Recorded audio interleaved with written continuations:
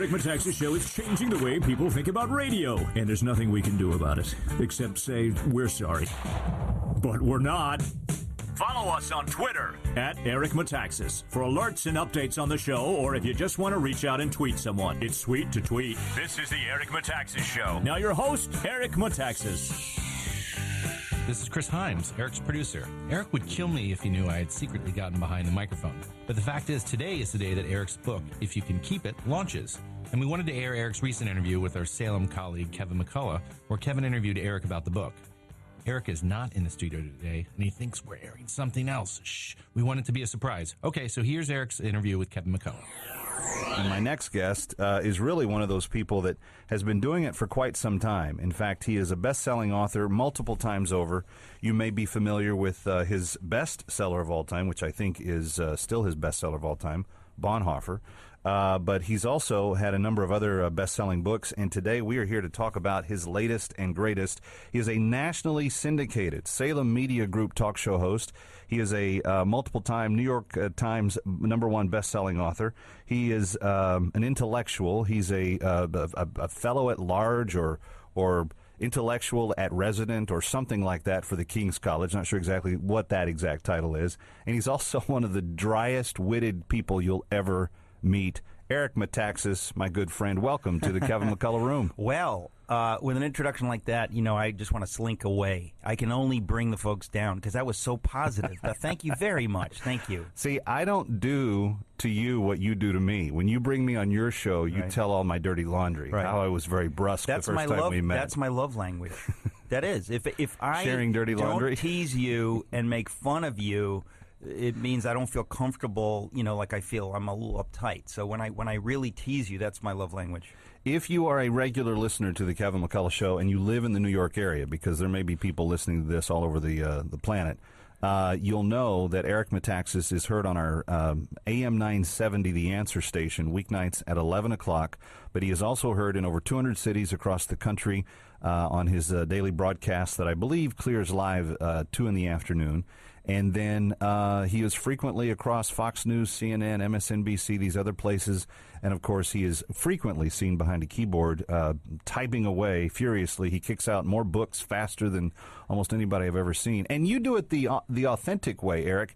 I know pastors that, quote-unquote, have written a book a year for like the last 20 years. All they do is they take their sermons and put them in chapters. Well, they wrote the sermons. You actually research an entire book and write the book. Yeah. Well, on my 7 Men book and on my 7 Women book, I did have help with the research. I've never had that before. But every other book I've written, I don't even let anyone read it till I send it to the publisher. I just do it all myself. And it's the same with this book. I don't know why, but I've got to do it all by myself. It's in my own head, and until it's perfect, I don't want to send it out. But the book that we're talking about today, honestly, I just thought of this while you were introducing me. I thought, if I could be Bonhoeffer, not write about Bonhoeffer, okay? Because people rave about that book. It's because of his life that it's a powerful book, okay? It's a powerful story. But it's an exhortation to all of us. What's the Bonhoeffer in me? What does God call me to do with my life? And this book, in a way, is my best shot at being Bonhoeffer, in the sense that I see my nation in trouble, and I say, what can I do to rally the troops, to get people excited? Because, frankly, it's doable.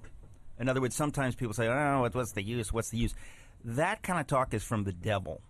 That is not let's as slow bad down as to go things are. fast. Let's slow down to go fast. Sorry. The name of the book is If You Can Keep It, The Forgotten Promise of American Liberty. And I remember when you were writing it, Eric, you didn't even have a title. You were like, I'm writing this book about America. And I think you said at one time, maybe it's going to be called America or something like that. Yeah, Letters to a Young American was one title that I was really hoping for, but the publisher wanted to go beyond young people. But in a way, this is a book that in other words, I want everybody to know the story of America. What is America? It is too good to forget. We have forgotten it. We don't know the guts of it.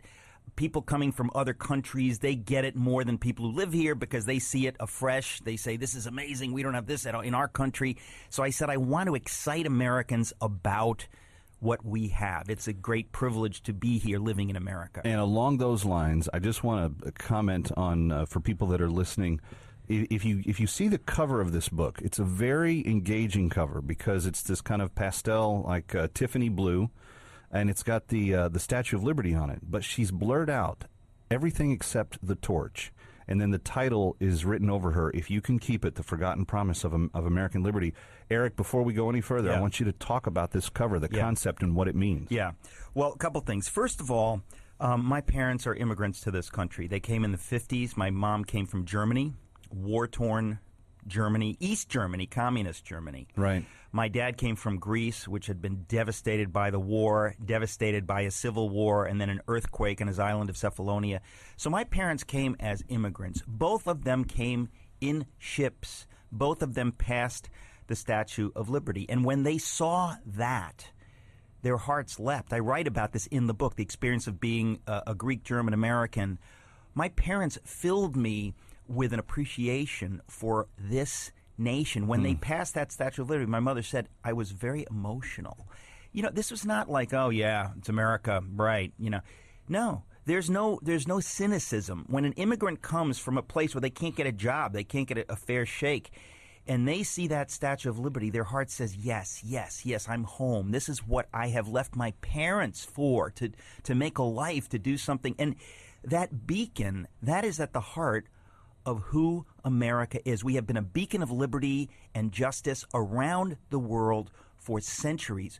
We have forgotten that. You and I, for the last 40 years, this has not been taught to people growing up. In the 70s, the 80s, this has no longer been taught about what a great country it is and our great leaders, Washington and Lincoln.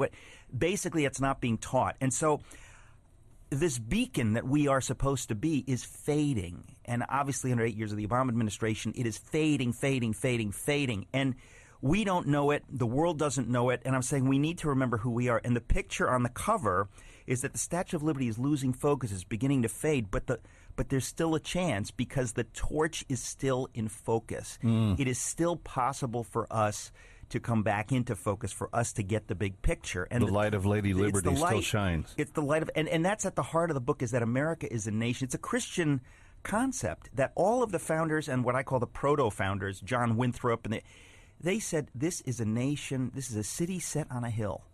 Reagan picked it up. A city set on a hill is not there for its own sake. It is there to shine for the rest of the world so that they can be drawn to it. It's a beacon that they can find justice and they can have what we have. And we've always been like that. And then Benjamin Franklin famously, in 1787, they had just created our government. They had just created the Constitution in Independence Hall. And Franklin comes out of Independence Hall in the summer of 1787, and a woman, he might have known her for 5 or 6 decades in Philadelphia, she says, Dr. Franklin, what have you given us?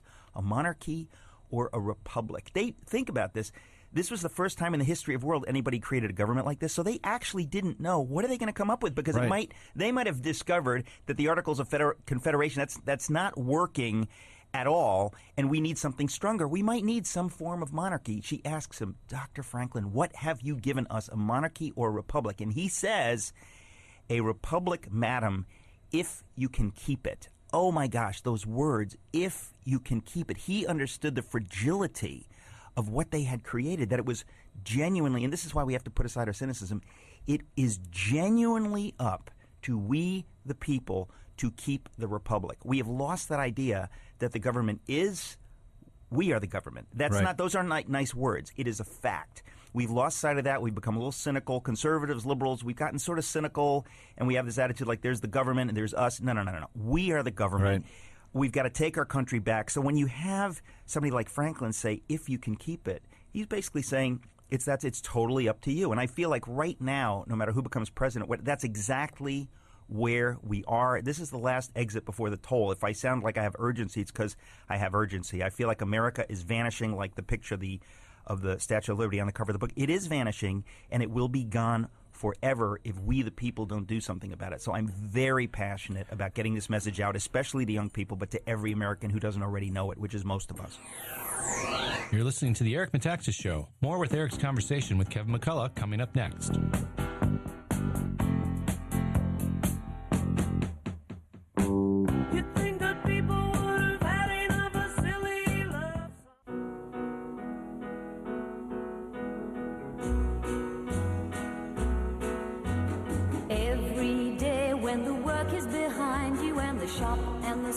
put the lock on the door.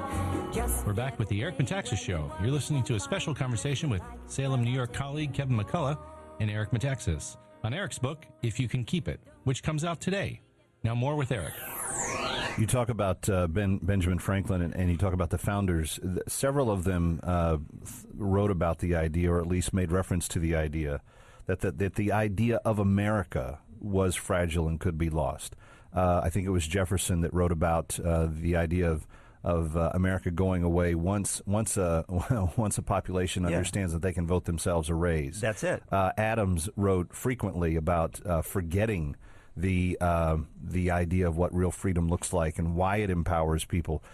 So this was something that was on their mind, and yet in the midst of that early kind of very dark stage, I mean, none of them had real clear insight as to where the country was going. They had no idea if it would last. They were able to cobble together a Bill of Rights. They were able to have a Continental Congress where they would go and at times beat each other over the head with their canes, arguing over ideas that they felt so passionate about.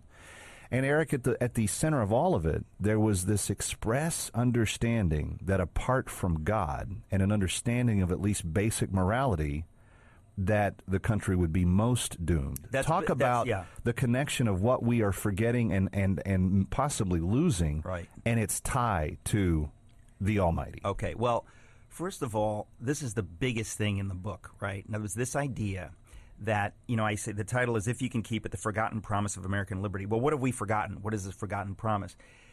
And at the heart of the idea of America, and again, America is an idea. It's not an ethnic group like France or whatever. It is an idea. And the founders understood that every citizen must get this idea. And if not every citizen, most citizens need to get this, okay? And at the heart of it was, and this almost sounds funny, right? What's at the heart of self-government? Self-government means we must govern ourselves. Okay, well, what does that mean? It means I, Eric Metaxas, have to be a good citizen. We don't need a lot of cops or a lot of government to force me to be a good citizen. Self-government means I do it on my own. Why do I do it on my own? Because I want to be virtuous. In other words, I have this idea in my head that I want to be a virtuous person. That usually comes from faith, right? The founders understood that without a virtuous citizenry, there cannot be an America. Now, we're talking about Franklin, Jefferson, the most secular, quote-unquote, of the founders, understood this as well as the most religious of the founders. They understood that this will not work, cannot work, unless God is involved. Now, think how stark that sounds in our day. People are like, well, I don't know, it's a theocracy. Folks, Franklin and Jefferson understood this better in their day than the most religious person understands it today. They understood that if American citizens do not take this seriously, do not understand that God is at the heart of this crazy idea of self-government and liberty, it will not last. Now, Franklin spoke about it. I quote him in the book. I quote Franklin in the book. I quote Jefferson in the book. And these guys understood that they had a population in 1776 and 1787 that was virtuous, that was biblically literate, that understood all of this stuff, okay? So you cannot export democracy to Iraq or to other places unless you give them this idea as well. It's not just like you sprinkle fairy dust. And of course, I actually write in the book, I mean, I criticize the left and the right. I criticize the neocons' naivete in thinking that, it's going to be easy. We're going to sprinkle democracy and everybody's naturally free. Well, yeah, on some level, of course, we're meant to be free by God, but we have to be prepared. We have to govern ourselves. And unless we have been trained over decades in the culture what it means to be virtuous, what it means to care about my nation before I care about myself, that idea has not been taught for 40 years in America. We are losing it. I mean, it's just about gone. As I say on the cover of the book, you can just see the light is still there, but it's vanishing. If we do not, immediately get serious about this and teach our kids how this works, it will cease working. It is on the verge of stopping because we have taken, it's not the cliche just of taking God out. It's that the people themselves need to understand how this is supposed to work. I talk about Os Guinness wrote a book called A Free People's Suicide, and I really rip him off. This is where I got the idea from, and I said, how is it possible that I, going to good schools in America, never heard any of this? Yeah. Never heard any of this. It's just like, it's mind-blowing. So I feel like I want to sound the trumpets. Which he is doing in the book, If You Can Keep It. Eric Metaxas is my guest, The Forgotten Promise of American Liberty, the subtitle. And I encourage you to get it. It's brand new. It's out. You can get the Kindle version, the e-version. Actually, please do an audio version. Yes, I read the audio version. The first time I've ever done that. And my publisher told me, please beg people to pre-order the book. That makes a huge difference in... So whatever you're doing now, stop. Yes. And go order 10 of the books. No. Listen, right now. If you order 5 copies of the book and you email us through my website and just tell me that you ordered 5 copies, I will send you 5 handsome signed book plates. I will do anything to grease the skids. Okay, MetaxasTalk.com would be the website. MetaxasTalk.com or my website, EricMetaxas.com. Either way, just email us and I will send you book plates. And Metaxas is M-E-T-A-X-A-S. I frequently... have spelled it in the past Metexas. Right. Greeks. I'm a fan of Texas too. He's a Greek. He's not a Texan. Right. So that's what you got to remember. Right. Eric Metaxas, Metaxas. Right. .com or MetaxasTalk.com. Eric, let me ask you this. It's probably not coincidental that your publisher and you thought 2016, heading into the election, would be a great time to release this book. I'm not sure that, for me personally, and I've been involved in the grassroots conservative movement for, 25 years, and I've never seen as much angst,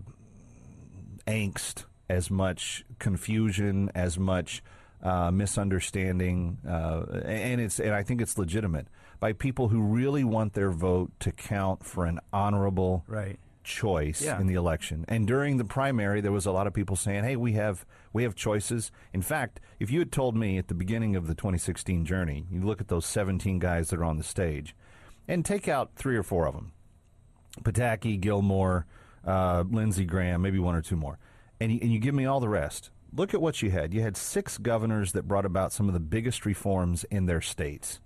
You had some governors that created more jobs in their states during the Obama administration than the entire nation did, people like Rick Perry. You had Scott Walker and Chris Christie who basically busted the union influence over their state's educational systems. You had people like Bobby Jindal who inherited a state that was in an abject mess and did everything he could to put it back together again. On top of that, you had 3 Tea Party guys. Now, what was the Tea Party? It was this outside insurgency that said, Washington's broken, we want to try to fix it and bring it back again. So you had Marco Rubio, you had Rand Paul, you had Ted Cruz. You had non-politicians. Carly Fiorina, Ben Carson, Donald Trump, that all said, hey, we want to bring free market experience back to government and to self-governance.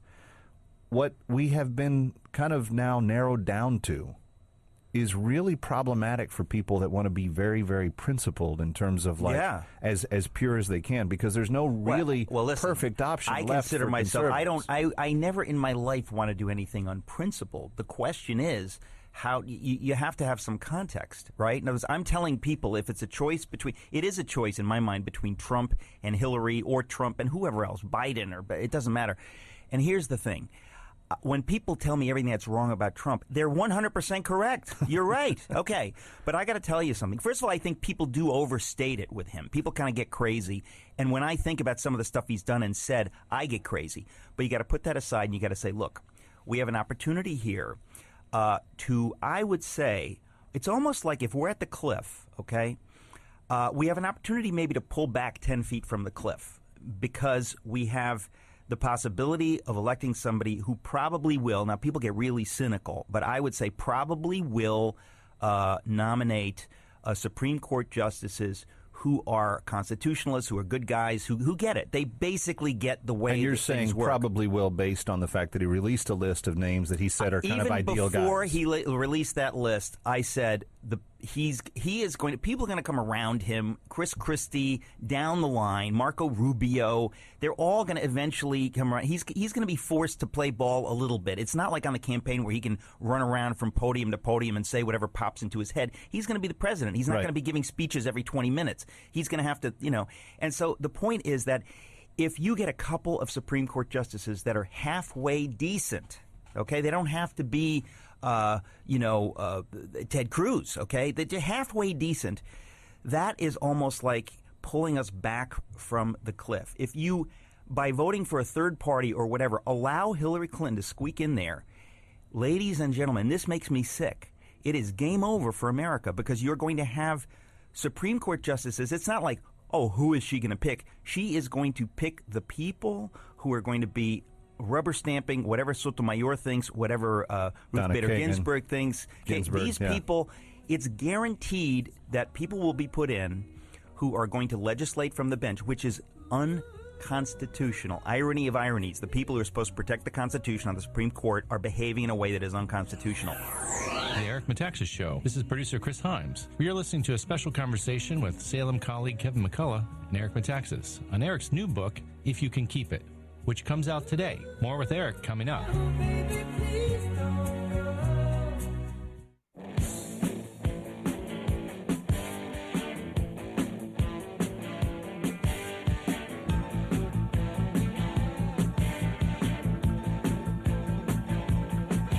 Welcome back to the Eric Metaxas Show. This is Chris Himes. You're listening to a special conversation with Salem colleague Kevin McCullough, interviewing Eric on his book, If You Can Keep It. Now more with Eric. For several generations, we're going to be stuck with that. We can't come back from that. That's kind of like if somebody said, oh, your debt is now $50 trillion. It's over. You cannot climb out of that. You're going to be like Greece, at the mercy of whoever. And so that's where we are. Along those lines, and I'm curious as to how this relates to the book, because in your research, maybe you ran across it, maybe you didn't, but can you think of a time, because I tend to agree with you. I think people overstate things. I think, every election is the most important election of our lives, and, the world's going to end if we don't do the right thing. And yet, we've had really hardened progressives be elected in the past. We've had people that even were kind of on the team and then went off the team. Teddy Roosevelt's an interesting character. But this, excuse me, but this is how we got to the edge of the cliff. But let me finish my question. They were driving us. We used to be a mile away from the cliff. We have been driving slowly. We are now there. Okay, I can see the bottom of the canyon. So what I was going to ask was, are there any historical connections to previous instances which America has been at the edge of the cliff and we pulled back? Yes. The Civil War. And then the Revolution itself. In other words, when you look at the Civil War, I write about this in the book, and a big part of this book is telling the stories. If you don't know the stories in this book and a few others, you can't really be an American. You're an American in quotes. Americans need to know the stories of America that fill us with pride and say, yes, I understand what this is about. The story of Paul Revere, the story of Nathan Hale, the story of George Washington, the stories of Abraham Lincoln, even the story of Henry Wadsworth Longfellow writing the poem Paul Revere's Ride. That brings us right to this book. Why did he write that poem? He saw that the nation was going to go into a civil war, which is exactly where we are now. Whether we're going into a civil war or whatever you want to call it, the point is we are at the edge of vanishing. The Civil War, if it had not gone the way it did, let's face it, ladies and gentlemen, are we kidding ourselves? What do we think? Like it always works out in the end? Total garbage. It doesn't always work out in the end. This country, if principled people hadn't stood up and fought, and by the way, a lot of them had issues with Lincoln. A lot of them have issues with Lincoln today. This is one of those things where you've got to say, like, I've got to put that aside and think, if I do A or B, which is it, which is it, which is it? Longfellow was trying in his poem, Paul Revere's Ride, to get Americans excited about doing what they did in the Revolution at the Civil War, saying, it's going to be over. If we don't rally, if people hadn't rallied at the Revolution, there's no America. And this is what I'm trying to say, Kevin, is that in this day and age, we totally take this country for granted. In the book, I tell the stories of how we almost didn't happen. That's an understatement. We should not be here. Washington should never, ever have won the Revolution. And then once he won the Revolution, he never should have been able to govern, and it never should have worked. I tell the story in here about, character in our leaders. When he is offered in 1783, he's basically offered, you can be a benevolent dictator. You can be benevolent leader. You'll be President George I, and you'll be a good monarch, just as we've had monarchs since the beginning of time. And he said no. And he said, no, we fought for liberty, we fought for self-government. He turns it down, which is one of the most remarkable things in the history of the world. Okay, truly. King George III had his jaw dropped to the floor when he heard that what Washington had done. No one does that, turn away power. That's what it is to be an American, is to say, I put my country first, I put these ideas first. When Washington did that, he did something, you have to see God's hand. It makes no human sense that people would do this. So we won the Revolution. We end up in 1787. I also write this in the book, where Franklin and others said that the Constitution, which again we take for granted, it's basically a miracle. It doesn't make sense that people in slave states and northern states were able to work something out. It made no sense. They understood it. Benjamin Franklin, we think of him as, he's one of the Enlightenment deists, French Enlightenment rationalists. No. He called them to pray. He said that God made us successful in the revolution. I believe that he's going to make us successful. Why don't we pray? Can you imagine Franklin was the one? It wasn't, Sam Adams or John Adams. It was Franklin. Yeah. And so basically you have miracle upon miracle. But now if we do not teach new generations about these miracles and say, hey, you're not supposed to be here. You should be in China. You should be in North Korea. You should be in Saudi Arabia. You don't deserve this liberty and this joy. It's a gift from God. It's a gift from the founders. Every generation has been charged with keeping it, with fighting the battles, whether they're ideological, political, or actual physical battles. The people during the Civil War, they understood this. It's a call to arms. We've got to save our nation. Blood will be shed. Why should they do that? And then we go, we just take it for granted. Everything's fine. Like, I'm gonna home. I'm not gonna vote. I'm not gonna do this. I'm not gonna whatever. It's fine. It's not fine. If you do not keep it, as Franklin said, it goes away. And so we are where we were, as far as I'm concerned, at the Civil War. We're within years of the whole thing vanishing. But about 40 years ago, there were some significant things that happened in our country. That's Prayer right. was taken out of school. Yeah. Abortion was made legal on demand through all 9 months.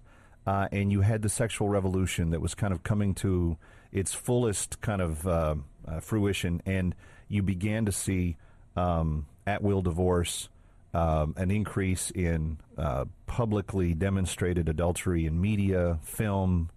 Literature was probably always there, but you began to see barriers within the community and in the society crumble when they would say, we believe in faith, and well, you can't believe in that over here. You can't talk about that over here.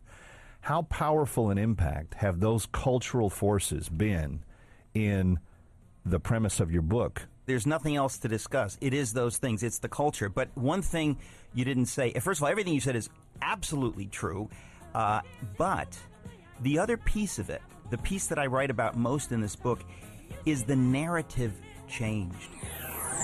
You're listening to the Eric Metaxas Show. More with Eric's conversation with Kevin McCullough coming up next.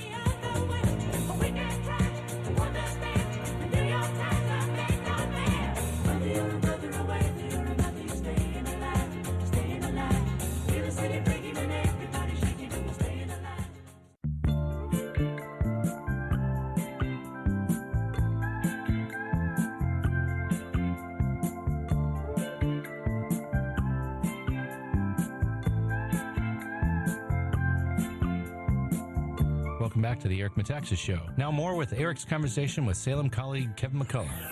Suddenly in the 60s, the positive narrative of America is great, hope for the future, we're the greatest nation, liberty, but changed to we're a bad guy. We mistreated the American Indians. We have slavery in our background. We have racism in our background. Now, by the way, all those things are true. Right. And it's healthy, I as a Christian understand, it's healthy to acknowledge your sins, to repent, and to move on, redeemed. Well, the problem with us is that we basically have been self-flagellating for 40-plus years over our sins. We have adopted the negative narrative. You only hear how our strength hurts other countries or other, we are the bully. It's Obama's, he really believes this, okay? Mm-hmm.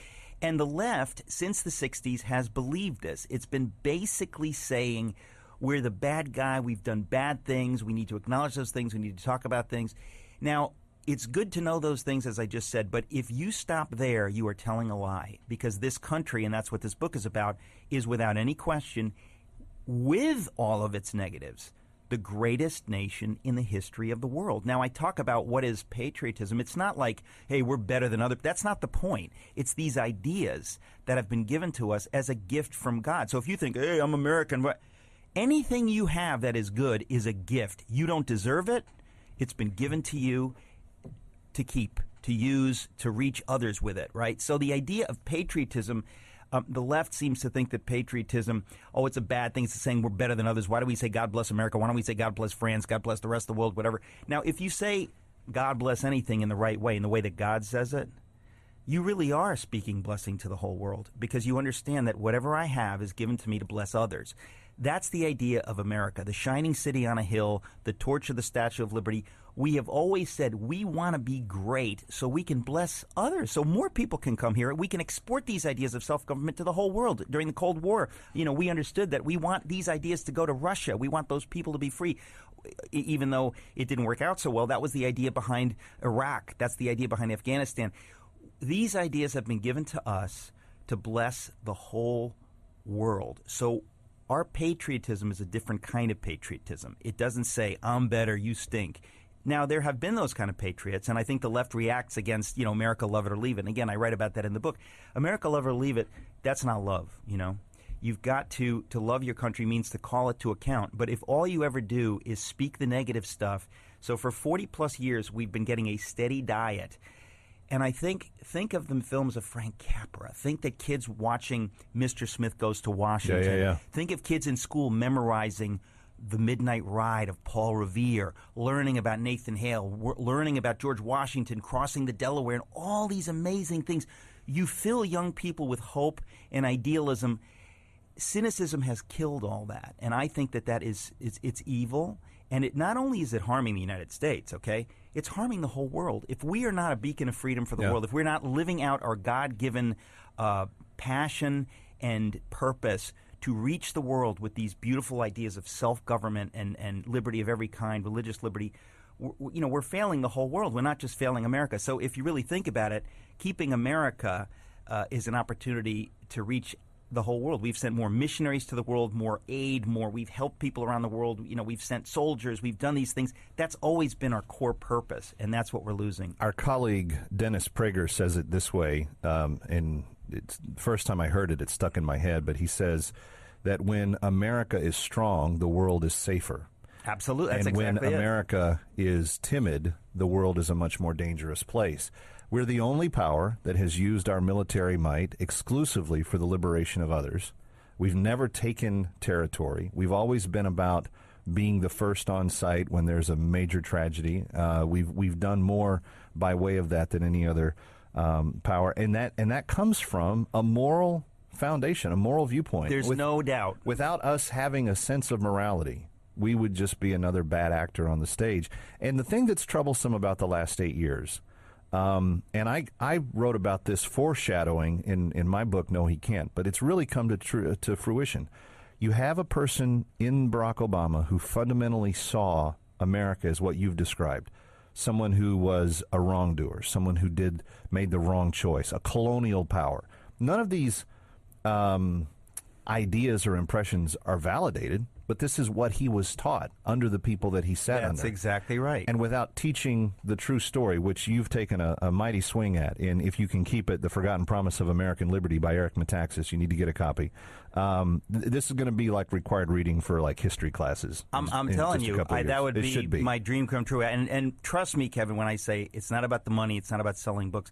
This is about our country. Right. If we do not teach what's in this book to the new generation, it is game over. I hate the fact that is true. Trust me, I hate it. 40 years ago, we could have gone a lot of different directions. We have moved steadily in this direction. We're at the edge of this cliff. I'm very sorry that's true, but at the same time, I have huge hope. Just like when Bonhoeffer was talking to Germany, they could have turned it around. If the church had stood up, they could have turned it around. But they kind of shrugged, and they had their reasons to do nothing and whatever.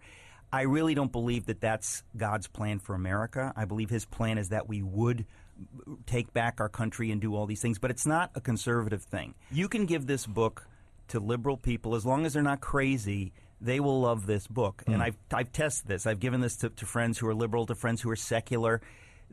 I've written this book in a way to bring everybody together. Well, that's why I want you to get a copy, friend. In fact, get 5 copies, and he'll send you 5 autographed nameplates for them. You just got to send him the receipt, to copy the receipt, to metaxastalk.com or ericmetaxas.com. Okay, little word association, a little fun for the remainder of our time together. You've been doing this thing here in New York for people that are outside of the area called Socrates in the City, and you've got a big special one coming up. This isn't the last one. No, it may be the last one in the current location Right.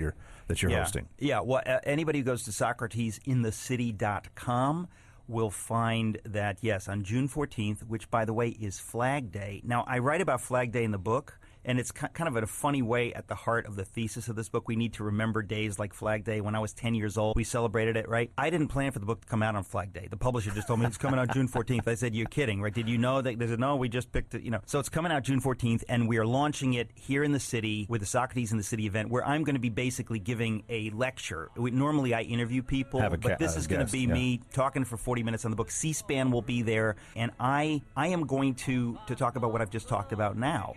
But, it'll be a lot of fun people there, and I hope you can come. We'll talk about that when you come up If here. you're anywhere near New York City, get on Socrates in the City and get a ticket or hold your seat, because you need to do that. But it will be a great event. You're listening to the Eric Metaxas Show. More with Eric's conversation with Kevin McCullough coming up next. Wind me up.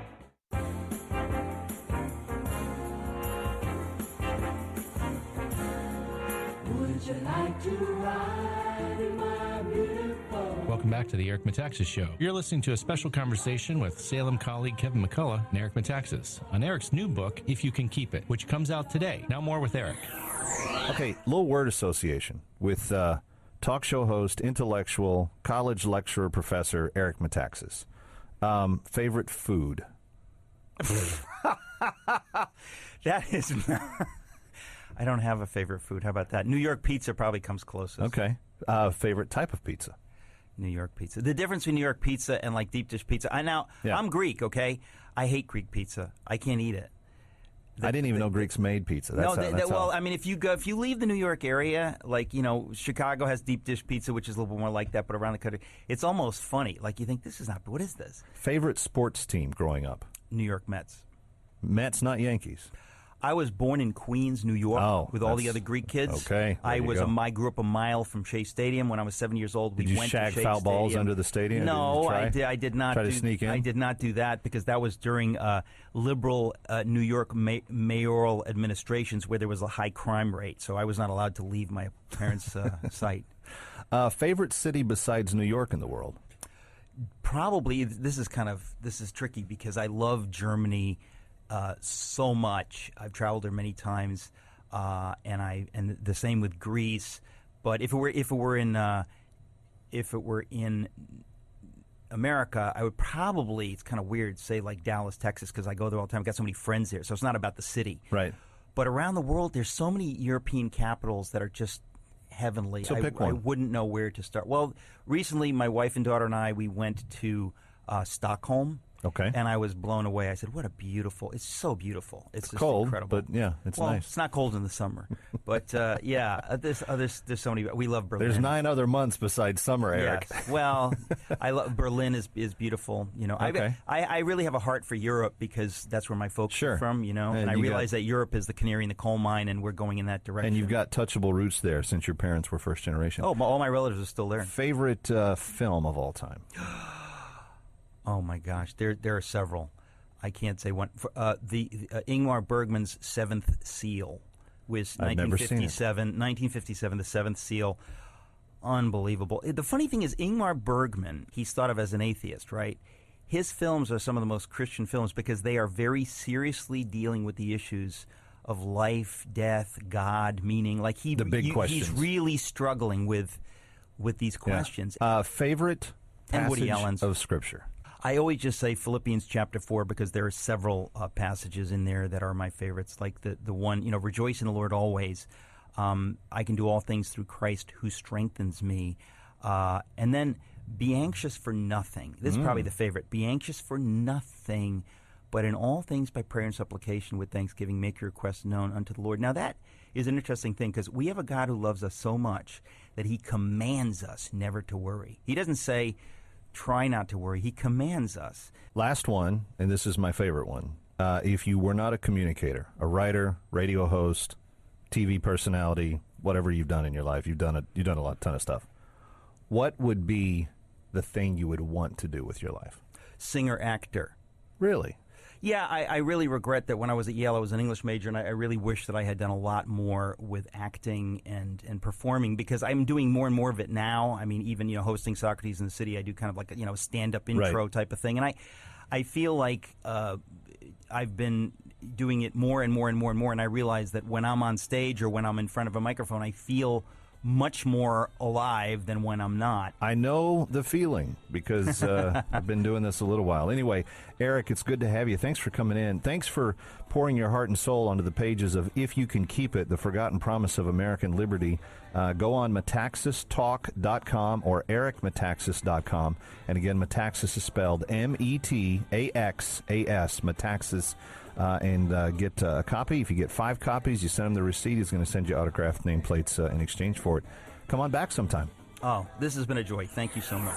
That was a special conversation with Salem colleague Kevin McCullough and Eric Metaxas. Coming up next, friend and colleague John Rankin.